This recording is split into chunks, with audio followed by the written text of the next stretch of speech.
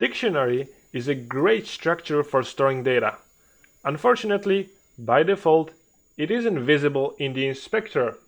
In this tutorial, we are going to look at how to make it visible and even editable in the inspector. Hi, I'm Peter and welcome to the Sunny Valley Studio tutorials. In Unity documentation on serialization callback receiver, we have some code that Unity provides on how to serialize a dictionary by using serialization callback receiver and two lists, and on before serialization and on after serialization, the two public methods of this interface, we should be able to serialize a dictionary. But let's look how it works. In the code, we can see that we have the interface, tool lists with some default values, a dictionary, and on before serialize callback that clears the lists and fills them up with the data from the dictionary, and on after deserialize we fill the dictionary with the values from the list. But does it work? Let's see. I have this Unity dictionary serialized object containing the script, and apparently there are no values whatsoever. Can we edit the values? Not really. And I have provided an implementation here to fill the dictionary, but let's see what happens when we play. No values are available for us, so those values doesn't work. We can disable it and re-enable this code, uncomment it. We are just adding some values to the dictionary on the start. In the inspector, nothing changes, but when the code runs, we can see the values. Now, we can edit those values, but we cannot add more values to the inspector, to the dictionary. So let's start. We have our game object, our dictionary. First of all, we create a script. As usually, we call it dictionary script. And we add it to our dictionary. Let's open it. Now we want to add our dictionary as well as part of the Unity solution. So we need three fields. First of all, we create two lists. List of string and list of integers. We will have keys as strings and values as integers. We make those two lists private and serialize them to make them visible in the inspector. Well, we also need a dictionary, so let's add a. We have dictionary with keys that are strings, the same as this list, and integers as values, the same as the values list. So now, if we look at the inspector in our object, we can see those two lists, but no dictionary. Well, it is private, but we won't see it anyway because it's not visible by default. So how we will approach this? My idea is we would like to have a functionality the same as those two lists. So we modify the list in the inspector, it is saved by default, we can change the object and it stays saved. It has two spaces and we can fill them up in the inspector and the values stay there. So best approach, I think, would be to create a scriptable object. So let's do that now. Let's create new script, dictionary scriptable object. Let's open it up. We want to create this scriptable object from inside the inspector. So we add an attribute, create asset menu. This attribute adds a field to click on in the create asset menu that will allow us to create this scriptable object with a file name new dictionary storage, and the menu will be data object dictionary storage object. So let's save the script and see it in the inspector how it works. Okay, so let's wait a minute and we can see it. Create data object dictionary storage object. and it just creates our object, a scriptable object. Okay, let's delete it. Let's get back to the tutorial. Okay, so now inside this dictionary scriptable object, we want to store the values from two lists, the keys and values. So we recreate those two lists, the same lists as here in the dictionary script. We are recreating a scriptable object. We are making those serialized fields so they are accessed inside the object, but to access those two fields from outside, we will create a property that will return those lists when asked for it. Okay, inside those lists, we are going to put the data from the inspector, and we are going to load the data from those two lists inside our dictionary, in the dictionary script, and to the editor lists, to both of those lists and to this dictionary. This will make the data persistent, and we will be able to store it, save it in the inspector, and it will not be deleted on play or when you close the editor. Okay, so this was the scriptable object. Let's see it in the inspector. So now, as before, we can create data object, dictionary storage, and call it dictionary object data or data object. And we can see we have access to those two lists. So we can preset some values here. Let's say we have two values, hi and hello, with corresponding values. Hi has a higher value and hello has a lower value. Okay, so now we need to reference this object inside our dictionary script. So let's get back to the script, and we need to create a serialized field that will take this dictionary. Okay, let's recreate it. Dictionary scriptable object, dictionary data. So this is the serialized field that will take the object inside the inspector. We'll be able to assign it. So let's see, our script now has a field that we can drag our scriptable object into. Great, now we have access to the data that we have stored previously. So now let's get back to the script. So we are going to use the same script, the same interface, serialization callback receiver, and implement the required methods. We're going to delete the throw code. Okay, great. Unity had the onBefore serialization clear the values from the lists and copy into them the values from the dictionary. Now, we need the public bool modify value variable, and it will tell us when is the time that we want to modify the lists, because if we just call it like the Unity did, so we will constantly clear the lists. Here is the reason why we couldn't input any data into those lists, because they were constantly cleared, so whatever we have inputted in those lists were deleted instantly and exchanged for the values from the dictionary. That's why we need to implement the check. If we check modify values, or if it is unchecked, now we can clear the lists and copy the same code as the Unity has.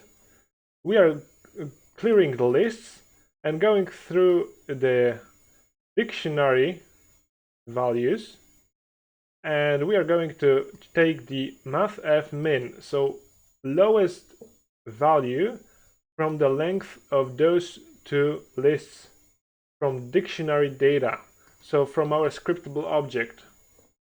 And why is that? Why we are taking minimum value? Well, basically we have implemented, let's delete it. We have implemented two lists here, but it doesn't mean they have to be equal. We can create one list that is longer, and dictionary has the same length of keys and values. That's why we need to take the list that has smallest size and set it as the default size for our dictionary. Basically, we are not worrying about index out of bound exception. Okay. Now, the keys, our list that is displayed to the user, is being added from the scriptable object, which stores our data. So we are not storing the data inside the dictionary itself, but in the dictionary data from the dictionary scriptable object. And from this object we will copy the data to the my dictionary. Basically, my dictionary will be accessed from within our code, but what is viewed in the inspector will be stored in the scriptable object, which will allow us to make the data persistent. We are going to add two more methods. Because we are not using on-after deserialization, which instantly takes what we have inputted and put it in the dictionary, we're going to create our method, which will do the same. We are calling a debug.log to log where we are deserializing the data. We are clearing the dictionary by setting it to a new dictionary, and we are clearing the data from the scriptable object. Why is that? Well, basically we are going to fill this data from the lists from our inspector. We are going to say that those lists are the most recent data that we want to store. That's why we clear the lists in the scriptable object as well as the dictionary, and we add the data to the scriptable object and to our dictionary, and set the modify values to false. So after modifying, we will set it to false, so inspector will keep on displaying the newest values from the dictionary. But we need to call this method from somewhere, and we are going to create a custom editor, custom inspector for it. To create the custom inspector, we need to create a folder called editor for Unity to be able to recognize our custom inspector editor. Great. And we are going to create a script that will edit our dictionary script view here. So let's create a new script with the same name with added editor, where you can have whatever name you need for this file. We have our new script. First of all, we need to use Unity editor. Next, we don't inherit mono behavior, but editor. Great. We delete those two functions, and what we will do is we will override on inspector GUI method. Great. Now, before we do anything, we need to add another attribute. So we said this editor will be a custom editor for type dictionary script. So we are binding this editor, this custom editor, to our script, and this will allow the editor to display new data in here. So first thing the onInspector GUI wants to call is base onInspector GUI. If we delete it, save the file, we can check if we have successfully created an editor, because now the dictionary doesn't display anything. So this tells us that we are controlling what is being displayed on the screen. We display the standard serialized objects from the script that it has, and we add on it, we are going to add a button.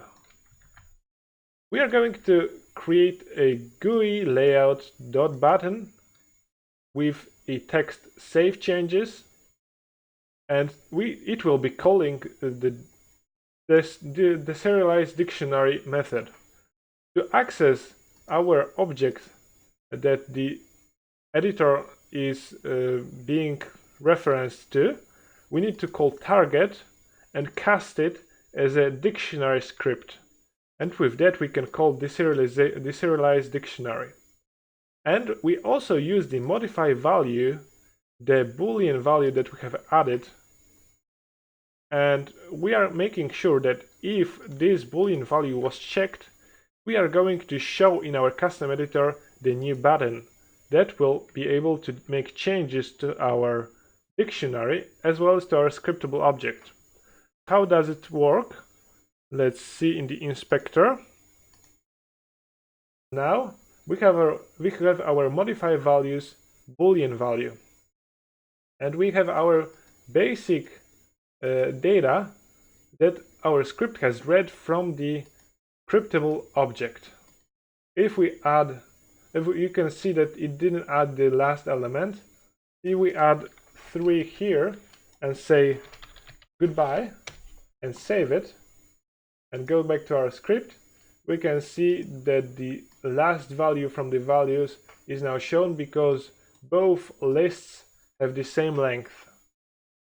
And that's great. We can now set the values from the scriptable object, but how do we modify it?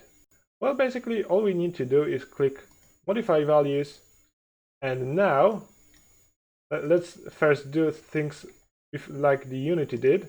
We have the same functionality. We cannot change anything. No, we cannot. But now we click this, and it stops updating the data in the callback from eSerialize interface. So now we can add 2 values here, and let's save changes. It took the lowest value, lowest count of the list. The keys list has the lowest count, and deleted the last value from values. And let's see in the scriptable object, we have the same value, so it was updated. But now we still don't know if the dictionary was updated. Let's open our dictionary script. As I said before, onBefore serialize isn't called when modify values is equal to true. That's why we can make modifications to the lists. So to print our dictionary, we are going to create another method in the dictionary script. We are going to create a method called print dictionary. It will simply print the keys and values using the for each key value pair in our dictionary, and it will debug.log key equals pair.key and value equals pair.value. But how do we call it? We are going to make another button in our inspector.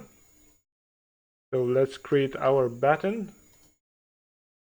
We are using the same code as was here, but now we are not hiding the button with the bool value, and we are adding the horizontal slider to divide those 2 buttons, or if this button is missing, we're dividing this button print dictionary, which calls print dictionary method by again casting the target as a dictionary script, and the target is our object that the custom editor is pointing to. Great. So let's save it, and let's go back to our Unity editor. One issue that arises is that print dictionary doesn't work at the start.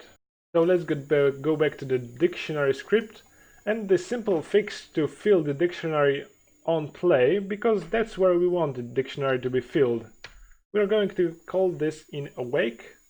We are going to reuse the for loop from deserialization dictionary. We are going to loop for each dictionary.key, since we want to access the values from the scriptable object, as it has the freshest value at the start of the game. Great. We are going to delete those 2 lines, and we are using the dictionary data, so serialized object keys and values lists, to fill in the dictionary. So now let's check if it works. Let's go to the editor, save it. Okay, I'm not sure if I've saved the script. Yes, the script is saved. In the editor nothing changes, but when we click play, the values should be filled, and you can see those are filled. We can click edit, we can delete the last value, and what happens now is we save, new values are saved, and let's print it. We can see those two values are here, and in the dictionary objects, scriptable objects, the values are here as well. And that's how you make the dictionary visible in the inspector. Now the code files are in the description, the link to the GitHub repository. If you like this video, please hit the like button. If you want, you can support me with a Patreon donation. The link is also below in the description. And if you have any question, please leave a comment. I will gladly answer if I know the answer. Thank you very much for watching. Goodbye.